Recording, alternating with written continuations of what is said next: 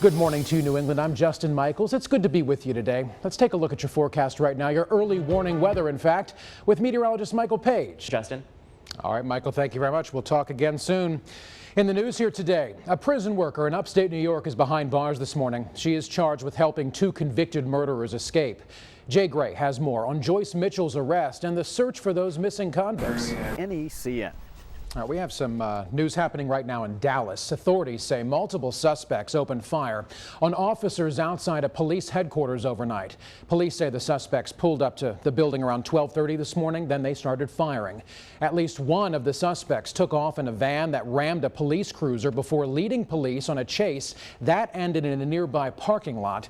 Police are now in a standoff with the driver of that van. So far, nobody's been hurt. We will keep you up to date on that story. There's been a deadly shooting at a popular mall in Iowa. Authorities say a man opened fire near the food court of a mall. It's called the Coral Ridge Mall, killing one woman and sending shoppers running for cover. The mall is located in CORALVILLE. It's just west of Iowa City. The suspected gunman was arrested during a traffic stop about 50 miles away from that mall. In other news here right now, 3 children are recovering from a roller coaster accident in Waterville, Maine. Happened last night at the Head of Falls Carnival. The Waterville fire chief says a ride called the Dragon Wagon came apart while it was in operation. The ride was packed with people at the time. 3 children suffered minor injuries. One of them was taken to the hospital. Investigators are trying to figure out just exactly what happened to make that ride fail. Let's go to Massachusetts now. There is still no word on what caused a boat to catch fire in Bourne. It's happened Friday afternoon on Bassett's Island. The boat was moored about 200 yards offshore. It just caught fire. There was nobody aboard the boat at the time, though officials say the boat had about 90 gallons of fuel on board. Only a small amount leaked into the water. That boat right now is a total loss. Now to the latest on the terror investigation in Boston. A Rhode Island man accused of conspiring to help ISIS made his first court appearance on Friday. More now from our Greg Wayland. In court. All right, let's talk some good news now.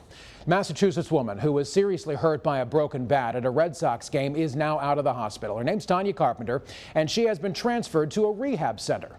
Our Michael Rosenfield has more on her recovery. Tanya Carpenter. Tanya, we wish you continued recovery. Also recovering right now, Secretary of State John Kerry. He's out of the hospital nearly 2 weeks after he broke his leg. You'll recall, Kerry broke that femur on his right leg during a cycling accident. Happened while he was in France on state business. He was taken to Mass General Hospital, though, in Boston, where he underwent about 4 hours of surgery.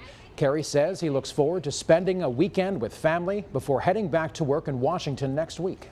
What I wanted to say. All right, now, despite being in that hospital room at Mass General, he has been fully involved in work, including nuclear negotiations with Iran, which are racing toward a conclusion by the end of the month. He'll be traveling to Switzerland later this month to participate in the talks. And yes, John Kerry says he will be getting back on that bicycle again soon. All right, time for a quick break. Coming up on NECN. All right, we're back now to talk early warning weather with meteorologist Michael Page. Michael, beaches and boating, 2 luxuries we have in New England, and it's going to be a good weekend for it. We get spoiled, don't we? Yeah, we do. Beautiful to start, Maine and the seacoast of New Hampshire. President Obama's global trade agenda is right now in serious doubt this morning. He suffered a brutal defeat in the House when members of his own party did help derail that legislation. Steve Handelsman reports now from Washington. Right now, 2 people are recovering from an accident at an amusement park. This happening in Santa Clara, California. The accident happened last night at the Great America Amusement Park on a steel inverted roller coaster. It's called the Flight Deck Ride. Emergency crews did respond to that scene very quickly. Authorities say a park employee was transported to a hospital with traumatic injuries, and a guest of that park actually left there with a broken hand. Let's go to Wyoming now. A dad got the surprise of his life. Crawling around his own bedroom. Take a look at that guy. That's who was crawling around his bedroom. The baby American alligator is about 3 feet long, but officials say it's stronger than he looks. Officials say the son bought that exotic reptile from an online website and had it shipped all the way from Arizona. Animal control officials are going to ship that gator back to Phoenix sometime next week. See you later, alligator. Our health check. Let's talk about that now. Waiting while your child is in surgery. That can be a tough one for a lot of parents, right? But there is a new way surgeons are staying connected to parents during procedures. Technology is their friend here. It's all through an app. Ellie Merritt has this story. inside. One thing technology is not helping today is in sports. Just when you think it couldn't get worse for the Red Sox, it definitely has. If you didn't see last night's game, look away now. Last night against the Blue Jays, Boston had a 7-run lead after 5 innings, but they blew it. Toronto came all the way back by scoring 9 runs in the 7th inning without even making an out. The Blue Jays won that game last night 13-10. After the game, manager John Farrell talked about blowing such a huge lead. Well, the Sox have lost 4 in a row, but who's counting? They'll try again this afternoon. First pitch today, 1:35. In other news here right now, 2 families are in mourning this morning following a bad crash in Boston's North End. Among the victims, a lacrosse player from Wellesley, Massachusetts. Our Josh Brogadier has details now. Connor. In Boston now, people are coming together to support the family of a teenager gunned down while riding his bike in Dorchester. Our Catherine Sotnick has details of a fundraising effort. I just learned something unprecedented in morning television news. This guy doesn't drink coffee. Don't do it. No. Interesting. And I've done mornings for a while now. Yeah. I don't really know why I've prevented it. Well, as soon as we're done here, I know where you're drinking going. a venti. You can have one for me. I will. I'll drink Everyone two. will be happy. All right. Well, you were tracking some storms last night out west, but this weekend looks pretty good. It really does. The timing on this worked out great. All the storms came through last night, so cookouts a go. Thank you very much, Michael Page. We'll talk soon. Well, if you're heading to Maine this summer for a little getaway, you're going to have a little bit of company. Last month, traffic on the Maine Turnpike jumped 8% compared to last year. As our Danielle Wall reports, officials hope this strong start means a banner year of tourism in Maine.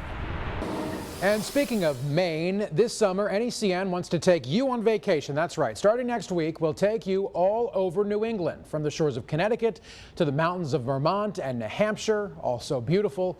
We're also going to explore Massachusetts from the Berkshires all the way to Nantucket, and we're going to go up the coast of Maine to all those little tiny seaside villages.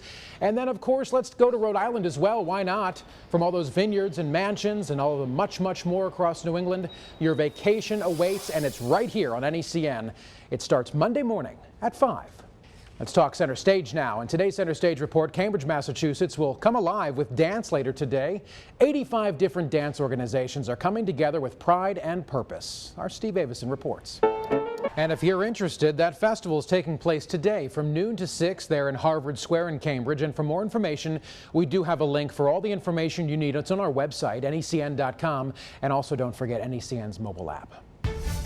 All right, up next in sport on NECN. All right, let's talk a little bit of weather now. We got 30 seconds. Michael, 7-day? Clearing today, less humid by this afternoon, so it turns into a really nice weekend. Summer in New England. Absolutely. Sounds good. All right, that's all our time this half hour. I'm Justin Michaels. And I'm meteorologist Michael Page. You're watching NECN, New England's NECN.